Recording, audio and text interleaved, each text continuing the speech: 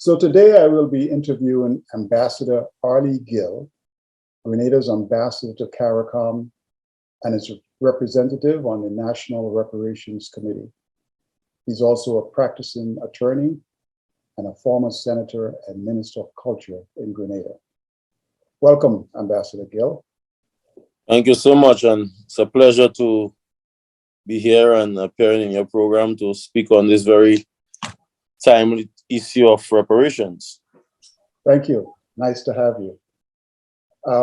So I am aware that CARICOM has a 10-point plan for reparations, and obviously you're the representative for Grenada. I imagine that you are in sync, and Grenada is in sync with all or most of the items on the 10-point plan. However, are there items on that plan that you think are more important to Grenada than others? Well, first of all, the Grenada National Reparations Committee is part of the CARICOM Reparations Commission. In 2013, CARICOM heads of government took the strategic decision with regards to the establishment of a CARICOM Reparations Commission to address the very important issue of reparations. So we have the CARICOM Reparations Commission, which is chaired by Sir Hilary Beckles, and in all of the islands except maybe one or two, you have individual reparations committees. So Grenada, Barbados, St. Vincent, St. Lucia, all of them have the reparations committee. As I am the chairman of the Grenada National Reparations Committee, and I sit at the CARICOM Reparations Commission, so that there is a regional approach to the issue of reparations. Now, the 10-point CARICOM plan, to me, the importance of it is to ensure that when we speak about reparations and the conversation that we have about reparations, we are not just speaking about a check that we are asking the former colonial powers to write a check of X amount, $1 million and so on. No. The 10-point CARICOM plan encompasses different areas. It's a developmental program, frankly. So it begins with a full apology from the colonial powers. That's the first thing on the CARICOM 10-point plan, a full apology. Then also we address the issue of repatriation. For years, the Rastafarians have been saying that they want to return to Africa and so on. We are not, as part of the CARICOM Reparations Commission, advocating or mandating that every African descendant in the Caribbean region goes back to Africa. No, not that at all we are saying. We are saying that for persons who wish to do so voluntarily, of their own will, the European colonial powers should facilitate it by funding that, having regards to the fact that they forcibly took our ancestors from Africa. Then we have issues with regards to investment in our health sector, illiteracy eradication, debt cancellation, empowerment of our indigenous communities, because you know the Kalinago people, the first inhabitants of the Caribbean region, they suffered genocide on the hands of the European colonizers and so on. So the 10-point CARICOM plan encompassing a wide area of a developmental program to assist the Caribbean with regards to development. We also discussed part of the plan with regards to technology transfer as well. When one studies the history of the slave trade, slavery, indigenous genocide, and the long history of wealth extraction through the sugar plantations, the coffee plantations, and so on, we provided the raw materials and we provide the fuel in effect to the Industrial Revolution in Europe. And as such, we are saying that for the centuries of wealth extraction from the region, when we received independence from Great Britain in 1974 in Grenada, We were not given any developmental assistance, any developmental aid in a serious way to assist us in transitioning from a colony to an independent country. So we are saying that that developmental program through the CARICOM 10-point plan is an important strategic need of the Caribbean that the former colonial powers they should pay. Okay. So the reason I asked that question is because from a holistic perspective, you know, I'm thinking in terms of, say, America, where there is also a big debate and initiative in terms of reparations. One of the things I know I hear people talking about is criminal justice, making sure that the criminal justice system in America is sort of falls under the umbrella of reparations in terms of making amends to a lot of things that are happening in America. I know when I reviewed the CARICOM plan, I did not see that specifically in there. I'm wondering if that's something that you think may apply to CARICOM or may not.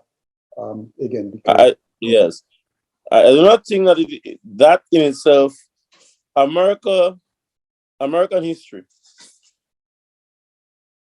there are some peculiar aspects of American history with regards to Black people, African Americans, that necessarily does not apply to the Caribbean region. In the sense that in the Caribbean region, we are predominantly Black. We are predominantly Africans, African descendants. I'm governed by. However, in the United States, after the slavery was abolished in 1865 or thereabouts, you have had a century after that with regards to Jim Crow laws. And up to 1965, until the passing of the civil rights legislation in 1965 or thereabouts, African Americans continue to, in effect, be legally second-class citizens here in the US. But apart from that, with regards to the laws here in the US, there is no denying that the system, the American judicial system, and we saw it in the Floyd issue, is geared towards the imprisonment or the incarceration of Black people in the US. The laws, the judicial system, how they police different communities, and so on, how they police different races and so on. The education system, the investment in public education in Black neighborhoods, the underdevelopment of Black neighborhoods and so on in the US. So that there's a peculiar history in the US that we in the Caribbean did not experience. So with regards, that does not mean that there is not need there is no need for judicial reform in the Caribbean. That being said, our history with regards to our jurisprudence and the development of our judicial system is far different from that of the US with regards to the discrimination that Black people in America has suffered from slavery, Jim Crow laws, and continue up to today. Just this week or last week, the California Committee on Reparations submitted the report, and I believe, California is leading the struggle in the US with regards to reparations for Black people or persons of African descent, and I believe that other states may very well follow soon. But it's a very important issue that Africans here in the United States need to address. But it's good to see that we are making progress with regards to California, because the state legislature established a committee to deal with reparations and to make recommendations. How much support do you think you have in Grenada for reparations? And I ask that question only because here in the United States, there isn't a lot of support, not just among whites, but even among blacks. And I think a lot of it is misinformation. A lot of it is just not knowing enough to be able to make correct decisions. How much support do you think you have in Grenada for reparations? The Reparations Committee in Grenada was established last year, March of 2021. Before that, we had a preparatory committee that did a work the year before. And you will find that over the past year, we have made tremendous progress. We have done now 2 public lecture forums and so on. Then recently, we've had the issue of the visit of the royal family being cancelled. And so also recently, we've learned that the Bank of England had owned plantations and slaves in Grenada. All of that, in a sense, have helped to sensitize the Grenadian public with regards to reparations. But I don't think we are where we really want to be with regards to public education, public awareness, public consciousness. There is a buzz. And then we had the BBC documentary as well with Laura Chavaneda in recent times. So there is a buzz in the community, in the Grenadian society with regards to the issue of reparations. I think that persons are more aware of the issue of reparations now than there was 2 years, 3 years ago. But I think that there's a lot of work still that we need to do to raise the level of consciousness of our people with regards to the issue of reparations. So there is support, but I think we are not yet where we really want to be with regards to have a national groundswell for the support for the reparative justice agenda. So what are some of the obstacles you see now or foresee as not just you, but CARICOM go through the agenda, the plan of trying to make this happen? 2 main obstacles. Public education. We need to be speaking reparations. The CARICOM citizenry need to understand what it is the reparations about. They need to understand what the 10-point CARICOM plan is about. And we also need a significant amount of funding to do the work on education, to host public forums, to do public education, to do pamphlets, to do the social media postings, websites, and all of that.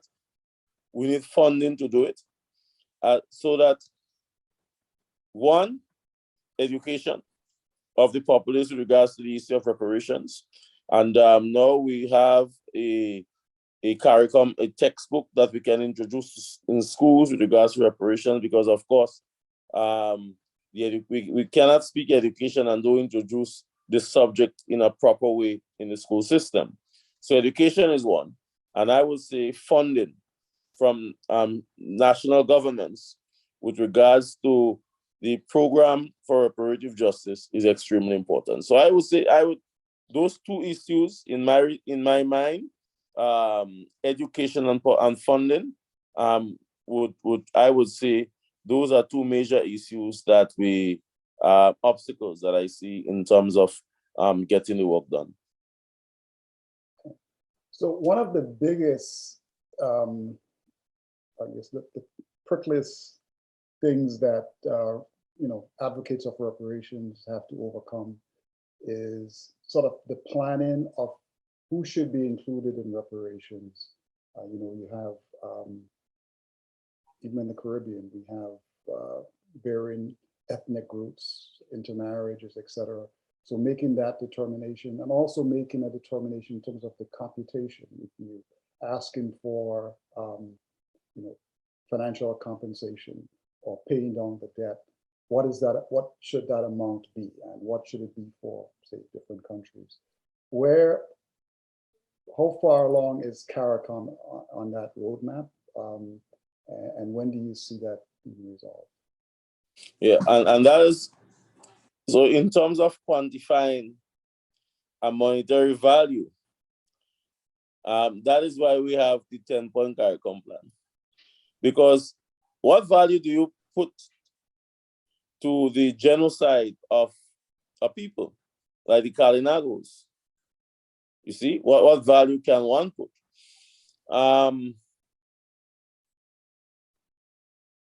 In terms of debt cancellation, and so we're talking about national debt. In terms of investment in the health, we're talking about developing in the health sector. For instance, in the Caribbean, chronic diseases is predominant. The diabetes, the hypertension, and so on. So one, with regards to that, or respect to our diets, with regards to medication, research and into these chronic diseases of how best to treat it. These must be done at a national level, so that when we speak of reparations, we're not speaking about a division of quantum for different ethnic groups and so on. We're talking about development program for the society, for the country as a whole. I mean, predominantly now, we do have, large, predominantly are persons of African descent, but we do have in an island like Dominica, a Kalinago reserve. In Grenada as well, we do have persons of Kalinago descent. In Belize, and so you have Garifuna, persons of Garifuna descent, and so. So that it is not simply an issue of quantifying in $1 million, $1 billion terms. And not just we're asking the central government of England, Holland, Spain, and France, and so on, to write us a check, but also to you have institutions like the Bank of England, like Lloyd's Insurance. These institutions profited directly from the slave trade and slavery.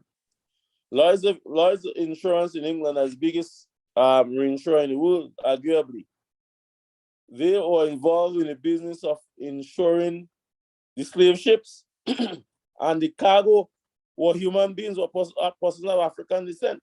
So that these institutions, financial institutions in Europe, that directly profited from slavery and the slave trade, we must have a discussion with them. In other words, they simply cannot say to us that they'll make $2 or $3 million available to us. No.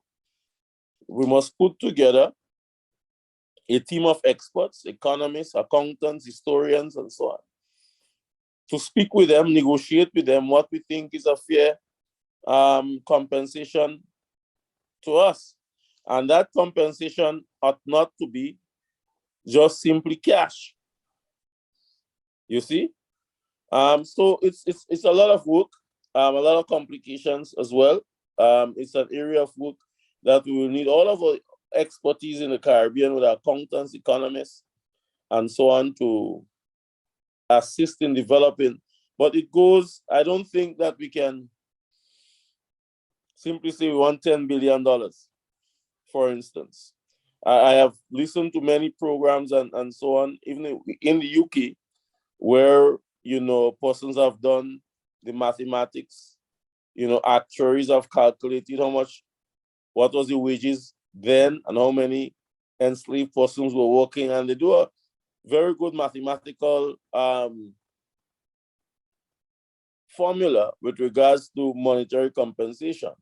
But we are saying that the issue of reparations goes far beyond the issue of monetary compensation. Yes, monetary compensation is important as well and is the heart of the issue, but we're talking about illiteracy eradication, we're talking about an apology, we're talking about technology transfer, and so on and so forth. And not just the central governments, but the institutions as well. You would have seen or you'd have read, there are some universities that benefited, for instance, directly from slavery, and so they have come on board and offering scholarships and other programs with University of the West Indies and so on for persons of African descent in the Caribbean to pursue studies in the university. So there's a lot of work that needs to be done. So I hear you, but there is a lot of pushback from government officials, people in quote unquote high places, that we need to move on. That it's we offer an apology. They're okay with sort of a truth and reconciliation type commission, but anything beyond that, there is, from what I've read, what I've seen, real pushback. How do you get around that? Well, there is precedent for reparations in Europe. The Jews have been paid handsomely through reparative justice systems. So there is precedent. And we are saying that slavery, the slave trade, colonial extraction of wealth in the Caribbean is not too far removed. We only got independence in 1974. We are not yet even 50 years old as a nation. And there are other Caribbean countries that got independence after us. So it's a really, so, I've heard the argument as well, we're talking about 200, 300 years ago. No, we're not talking about 200, 300 years ago. And yes, even if we're talking about 200, 300 years ago, there must be a time when justice must be done. What has happened here is that slavery and slave trade are crimes against humanity by any stretch of the imagination, by any definition. And one cannot simply say, well, let's move on, let's get an apology and move on. No, the legacies of slavery and slave trade is still with us. The legacy of colonialism. If you read Sir Hilary Becker's book on how Britain underdeveloped Europe, he has explained to us, and all of the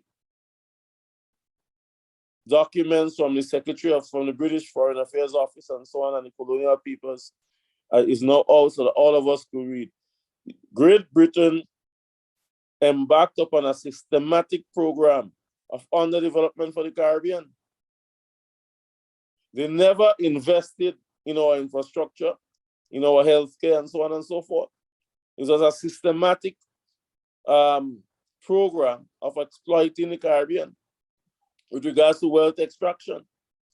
After the slave trade and after slavery, they never put in place an economic structure where the descendants of slaves or persons now attaining their freedom from slavery were given a viable opportunity to pursue economic growth and development, so that it is not fair, it is not just.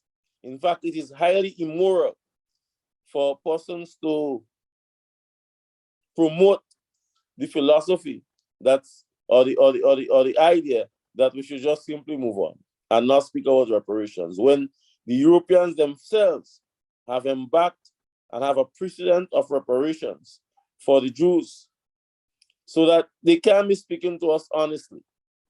Of course, they will have to pay more than what the Germans have paid the Jews, because the period of slavery and slave trade far extended a much longer period and involved more persons than the Jews during the Holocaust.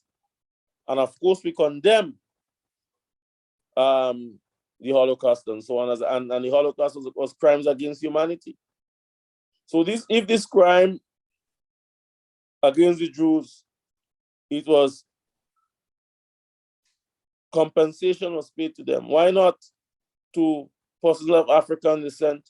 We cannot compensate for the crime against humanity with regards to slave trade, slavery, and the period of colonialism.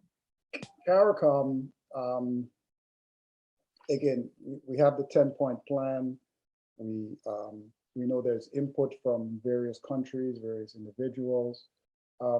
Is there is there some sort of a road? I know there is a roadmap, but is there something more defined in terms of, you know, I guess pulling together the experts that would start, say, determining what the computation would be, determining what would be the priorities for different nations, et cetera? Is there that sort of a roadmap? Is it that? No, I don't think the approach is to right now. I think the emphasis is on a regional effort, a regional approach. I know that, for instance, you know, in different islands, you would have heard that they would have written directly to a British institution or British government asking for reparations and so. But the approach now is a regional approach.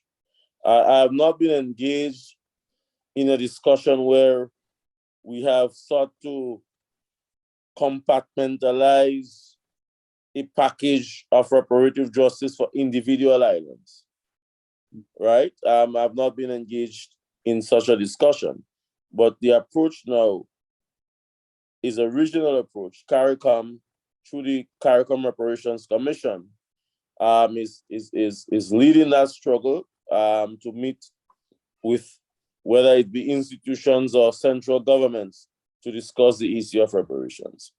And I believe that once we can, well, and I mean, the first part of the struggle is to have these institutions and central governments to accept that indeed they need to meet with us to discuss reparations.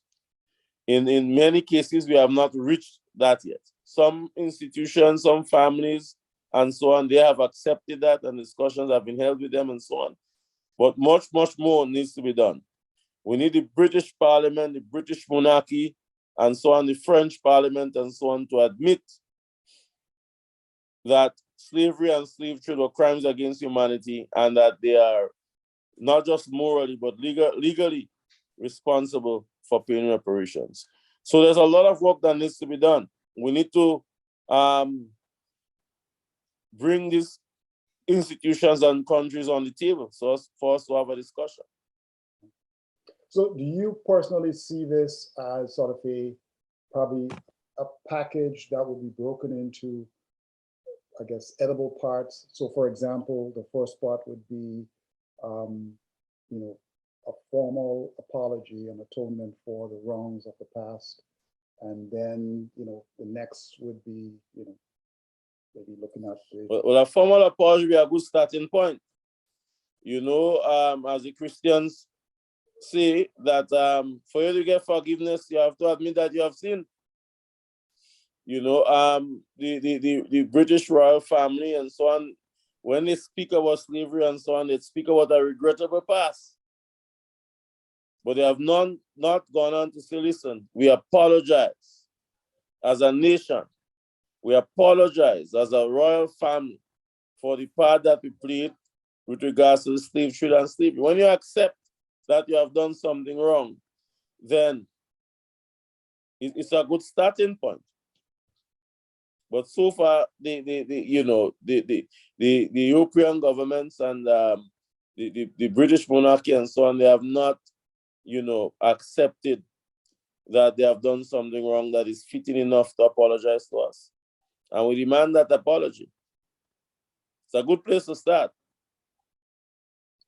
So is there an effort, or will there be an effort to work, I guess, cooperatively with, say, the various groups in, say, Brazil that are, you know, also advocating for reparations, and the United States and elsewhere? Of course, that work is ongoing. We are in contact, and we are working with regards to with the reparation movement here in the United States. We are also working with the African Union as well. And so it's not an isolated effort of just CARICOM countries. Like-minded organizations, like-minded nations, and so on. We have support too from India, from the African Union. We are here. We do a lot of work with the organization in the United States that spearheads reparations in the US as well. And so yes, it's a global effort. Basically, we have made representations with the United Nations. You would know that this decade has been declared by the United Nations as a decade for persons, people of Africa, Afro descendants, African descendants, and so on. So we have been working through the United Nations. CARICOM, we just had two fine Caribbean mines on the United Nations Council for persons of African descent and so on. So it's a global effort, a global struggle.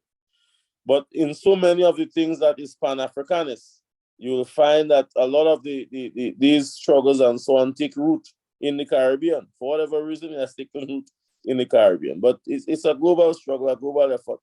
And we are working in partnership, as I said, with different institutions, organizations across the world. So that sounds like, you know, we're building a huge plan. We're including other nations, et cetera, et cetera.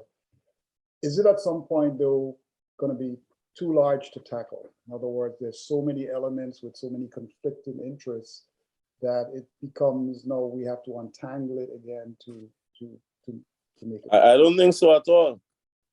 I don't think so at all. You'll find, for instance, that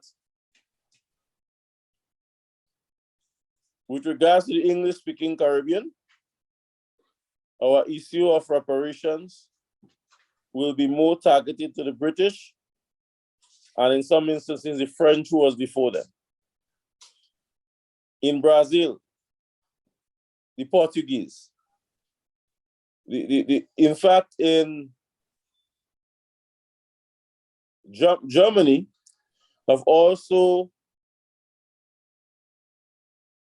made overtures to Benin with regards to atrocities that they have committed there, so that it is not as tangled as it appears. But of course,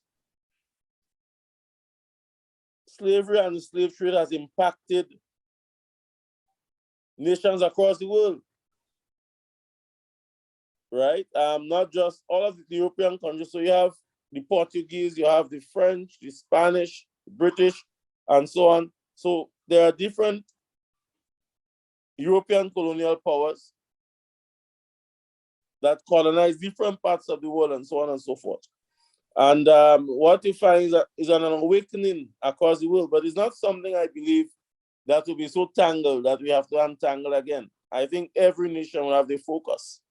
Well, thank you, Ambassador Gill. Thank you for bringing your perspectives and your experience to the forefront in terms of reparations.